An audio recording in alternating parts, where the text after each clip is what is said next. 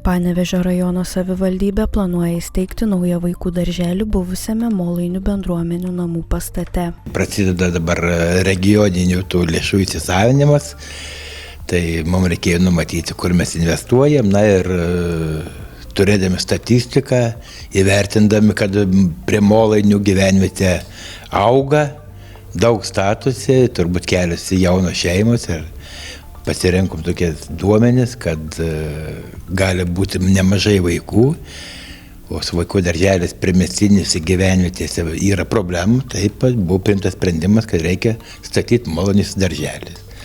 Tai yra numatyta, kad bus 3 grupės, tai yra apie 60 vaikų, sviruoja. Be abejo, tuo pačiu bandom įspręsti ir šiek tiek ir su bendruomenės susijusius klausimus, ir kad būtų kur pasitalpinti ir tam tikras veiklas vykdyti. Taip, kad darželis turėtų būti dar negreitai be abejo, kadangi tai ilgas procesas, bet per porą, 3 metų tikrai pajudės reikalai. Mažųjų pavėžėjimui ketinama nupirkti 30 vietų autobusą. Anot Panevėžio rajono mero Antano Pociaus, tai ne vienintelis įgyvendinamas projektas. Smarkiai plečiam Velžio vaikų darželį. Jo kitais metais prasidės rangos darbai priestato.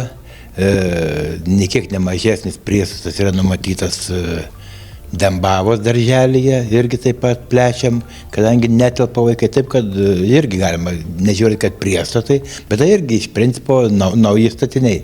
Iki mokyklinio ugdymo paslaugas atnaujintame pastate teiks Supytės Antano Belazaro pagrindinė mokykla.